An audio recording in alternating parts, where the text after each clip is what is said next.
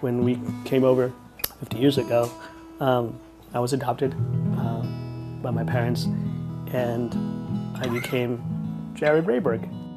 I grew up far away from Vietnam. So my name is David Muir. I was brought over from Vietnam when I was 9 months old.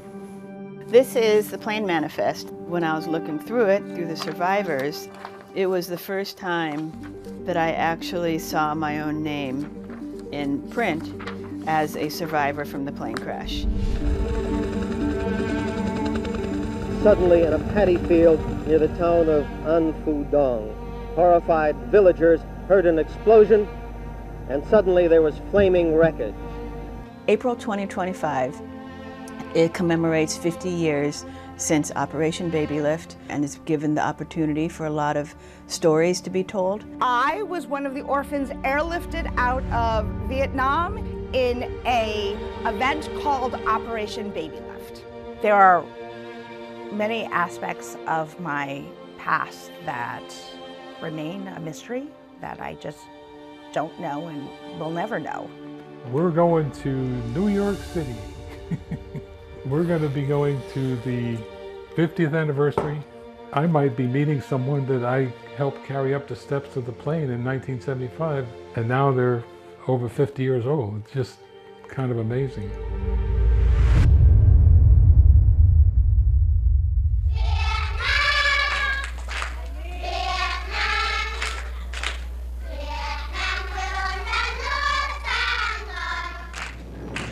The war has rarely intruded upon Saigon, but the current North Vietnamese offensive has this city's 3.5 million people caught with fear.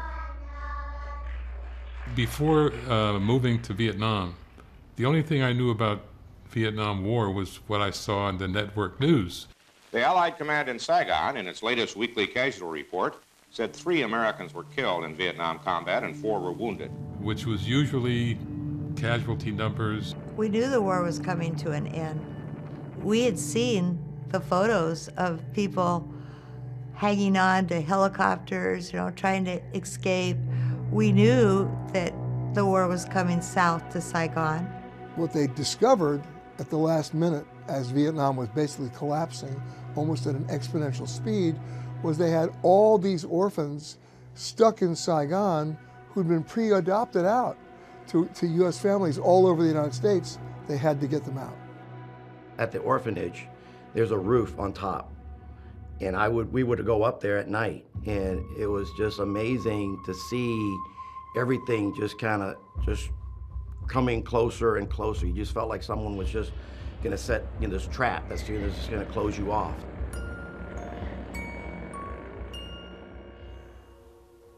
Wow. This is amazing footage that I'm seeing for the first time ever. It's my orphanage, and this is footage from Unlock. I'm probably in a crib somewhere. Oh, so that was the real event when it happened. This is Unlock? Yeah, I've never seen any kind of footage like this before. I've seen photos online and. Huh. Yeah. So this is where you were. Yeah. Let me fast forward. I've never seen it. Look at these. So you could be one of these babies. At our nursery, we had this big front concrete area, and so the child care workers would bring the children so they'd get fresh air and sunshine every day. Sister Kachiri, who ran the orphanage that I was in, but she actually didn't like the word orphanage. She liked the word halfway house, because she said we were halfway between where we were born and where we were going. One of the myths about Operation Babylift is that we were all orphans, and that isn't the case. About half had a living parent, but there were very real fears that Amerasian children of American GIs, would be in mortal danger. So there was a real push to have these children leave the country. Well, I was 8 years old when I was taken to the orphanage, and my 78-year-old grandmother tried to take care of me as best as she could, but in her heart of hearts, she knew that there was no opportunity for me being mixed race. So as much as she didn't want to give me up, but through her love, she was able to put me into an adoption agency and was able to try to at least give me a future. There were a lot of orphans and very few adults. So they did the best they could with the resources that they had. They did try to hold us at least once a day for the really small babies. These 2,000 Vietnamese orphans are all in the process of being adopted by American families. It was the president himself who said, we got to go get those kids. What President Ford decided was that through USAID, he was going to put money aside to transport the orphans out of Vietnam to the United States. He basically said, let's send planes over there and get them out now. And they gave it the title Operation Babylift. It was heroic to rescue little babies and children from this hellscape. That was Vietnam at that point with all the bombing going on. They didn't have enough time to plan the logistics. They were just grabbing for whatever they could get. The problem here, though, was that what plane did they send? I have directed that C-5A aircraft and other aircraft especially equipped to care for these orphans during the flight be sent to Saigon. The Defense Department was being lobbied hard by Lockheed, the manufacturer of the largest cargo plane ever built, the C-5A, to go over there on a mission it was never designed to do. It was a cargo plane to rescue these hundreds of kids. Huge vehicles could roll through its giant cargo doors when they worked. The locking system frequently malfunctioned. And when the pilot got there, they said, you gotta bring back people. He said, wait a minute, I'm bringing back children on a cargo plane? So my name is David Muir. I was brought over from Vietnam when I was 9 months old as a part of Operation Babylift. I was on the C-5A plane. At 12:35 p.m. it arrived in Saigon. Its huge cargo doors opened to unload howitzers and other weapons of war. Its new cargo, babies, were loaded on board. A total of 248 children. The plane itself was huge, and so they used one of the Pan Am exterior stairways to get the kids up. You're cramming all these kids on the lower deck that are being basically bungee corded together like cargo, with very little support from staff.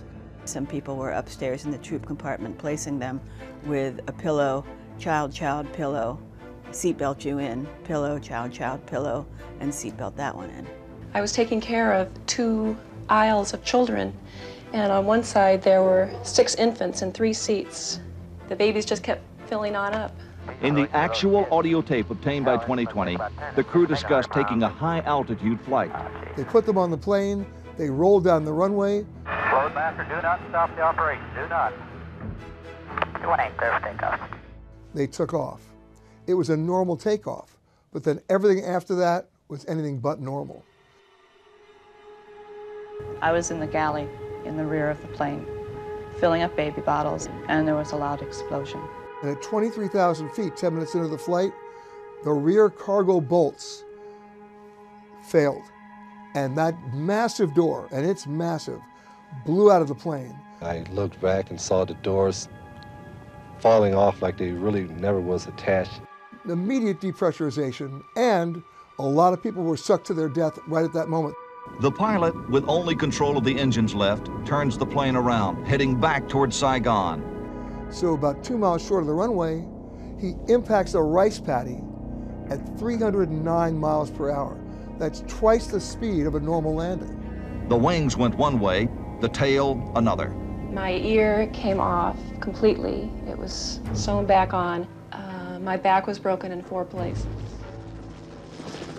Some of the children were badly hurt, but many showed no visible signs of injury and were only given a cursory medical exam.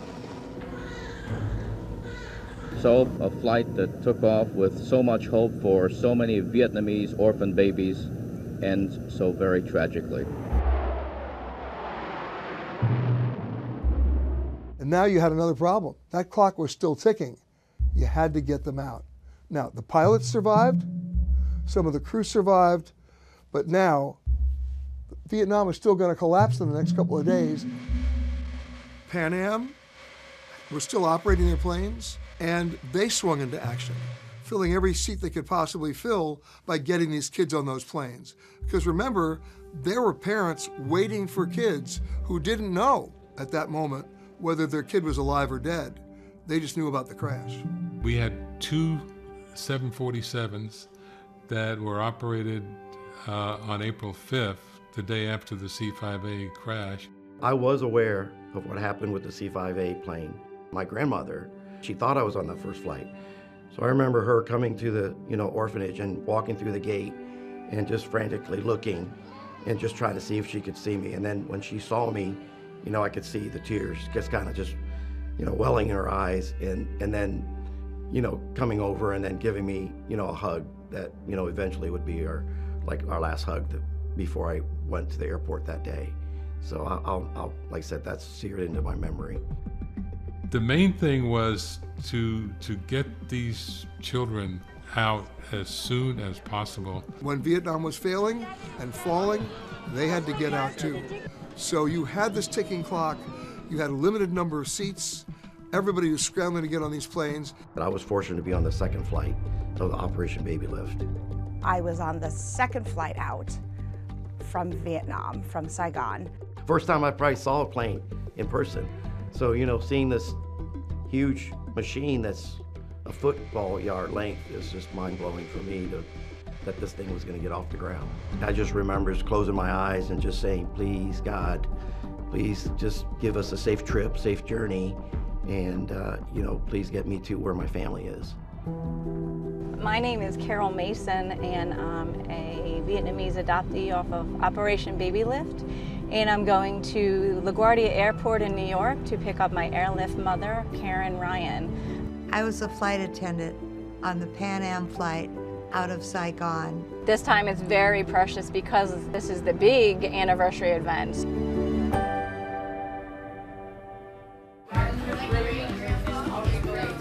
All right, coming back together. 3, 2, 1. Currently, I am teaching 6th and 8th grade history, sharing my love of history with students. Very quickly, turn to the person next to you. What is your origin story?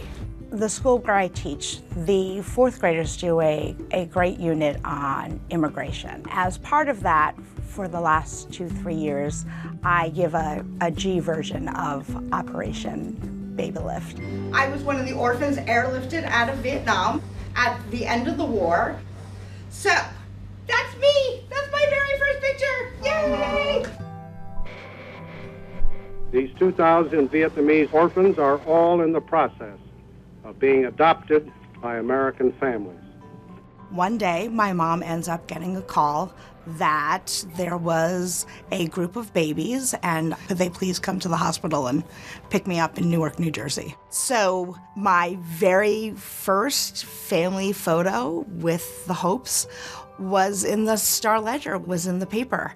My mother had brought clothes for a 5-month-old, but I was the size of a newborn. I was only about 8 pounds when I arrived. When I arrived, I was floppy like a noodle, couldn't hold my head up or my tongue in my mouth, and I was full of worms. So that first picture of me in that funny little white t-shirt, that just shows a kid that was just so malnourished. But then that next picture with me smiling next to the bananas, that picture is a couple months later. By the grace of God, I was adopted probably in September, November. My dad was a medical missionary who worked in Vietnam, and all my brothers were born in different countries. Identity has a lot of moving parts. When I was younger, I would try to assimilate into the American culture, so I kind of want to become like, all-American boy. I am Vietnamese, mom is Jewish from New York, dad's Italian. It's very obvious that I was adopted. One of the first times I realized I wasn't in the minority was when I studied in Vietnam, and suddenly I was around people that looked like me. And that had never happened before. I grew up in Pennsylvania as the only Asian in a very predominantly white community. I was maybe 18 years old and I had never had any Asian food in my life, and I said, what is this? And I'm going to LaGuardia Airport in New York to pick up my airlift mother, Karen Ryan. Karen is family to me. She is like a second mother to me. This time it's very precious because she is older, and this will probably be one of the last times we get together. This is the big anniversary event. You made it! So good to see you! How are you? Did you have I came over on the second flight out on April 5th at 5.5 months old. When I was about 25 years old, my mom was reading a magazine, and she opened up the magazine and said, "Oh my goodness, there's a picture of you in here. This is about Operation Babylift. You were on these flights." The picture that I saw in the Reader's Digest was Karen Ryan. I was a flight attendant. We were in Hong Kong on a layover, and some Pan Am guy got on board and read us a telegram that we were being rerouted to evacuate babies and children. I said, okay, that's what we're doing. And one by one, we took these babies and we found a place for them under a seat in a cardboard bassinet. A lot of these kids call themselves the cardboard box kids. We jokingly sometimes refer to ourselves as box brothers and sisters. We were their moms on board. And the bonds that I have formed with, like, Carol, I know I held her, I held all of them. It's a bond that's very important to them, too. And I've been happy to nurture it. I would describe Karen as just a wonderful person who happened to be my angel.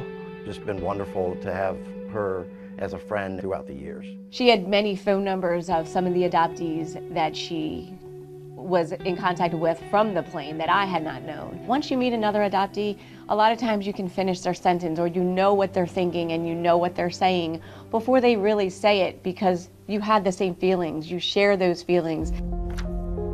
These are the departure lists for children evacuated from Saigon.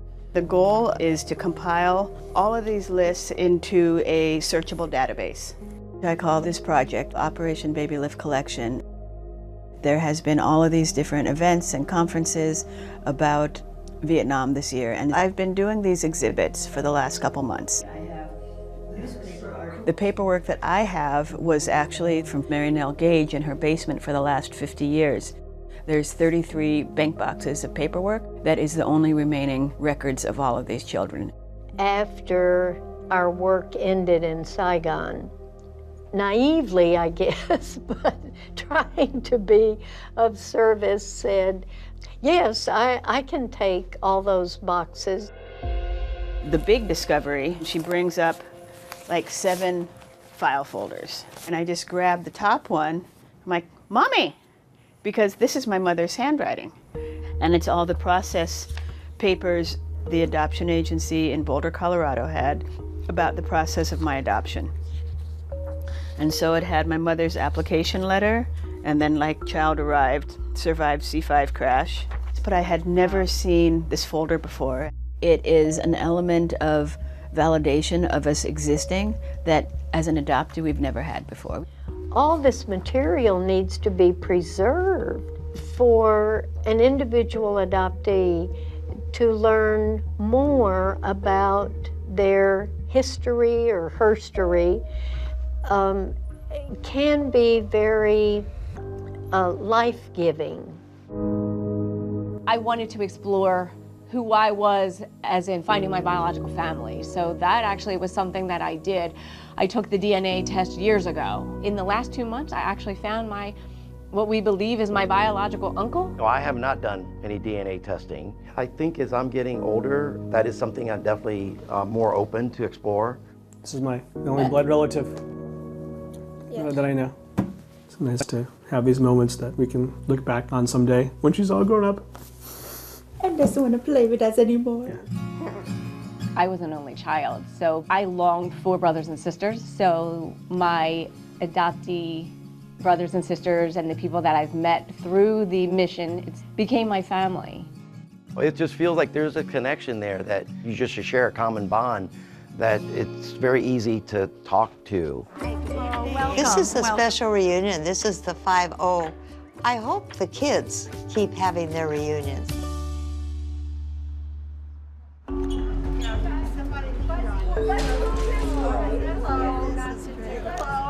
The Pan Am Museum is sponsoring an event marking the 50th anniversary of Operation Babylift. Welcome on board your Pan American flight to South Vietnam. This is my daughter, Mai. Hello, Mai.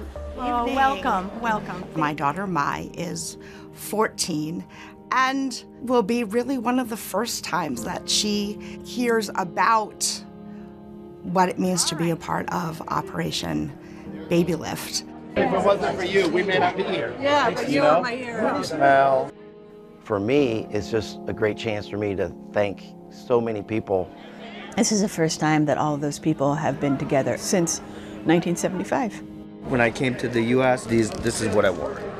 My little shoes and it's a little white top. It's more like a rag that was cut into a top, but it was something makeshift. To see someone come up to you and say, I was in the nursery. This girl was Rosemary in our nursery and left on the last Pan Am flight. It's like, how blessed am I to be part of that? This is me 50 years ago. Kids were just going everywhere. Diapers were all the way up to the ceiling of the bathrooms. And I got to hand a baby over to the mom in Chicago, and that was just really exciting. This exhibit that I'm doing is called Connections. With the bassinets from So I found Pan Am. Lisa. Thank you. When you look at what we can do for the adoptees, I think this is me. that's providing this background history that they've never had before. Okay, good evening, everyone. Tonight, we recognize the full arc of that history. We are reaffirming our responsibility to carry these stories forward, to remember the service, the sacrifice, and the deep humanity that defined Operation Babylift. There are consequences to war, more than just body counts, and I am one of those living consequences of a war. As a former Army soldier, I am grateful for the sacrifices of others. We honor the pilots, soldiers, flight attendants, nurses, and others that risked their lives to save this room full of adoptees. The war was not such a good thing, but there was so much positive and inspiration that has come out of it. My fellow adoptees, my brothers and sisters, thank you for always allowing me to be authentically myself. The stories from all the people and all the babies that have come out from Operation Babylift, that's a story that needs to be told. Please help me welcome to the stage adoptee Jared Rayberg. Very excited to have an opportunity to get on stage and perform a song that is about my adoption journey. Gives me a chance to take that time to remember where I came from. I see you on my TV, rushing home from work on crowded streets. If it wasn't for this whole operation, I wouldn't be sitting here right now. It gave me a second chance at life. Operation Babylift is hope for the future. Prayer for another day. I grew up very ashamed of what I looked like because I was different. I can say that after a very long identity journey, I'm really proud to be Vietnamese American. I feel very, very grateful for the opportunity that I was given, and I would hope that we continue to extend those opportunities to other immigrants. It sounds kind of silly, but I really think it's important to see the other adoptees. 'Cause I'm living in America with a brand new name without you. Thank you all. If I can speak to my grandmother now, I would just say, Grandma, I know how much you love me, and I just want to thank you, and so that I can have all these opportunities in the wonderful life that I would have.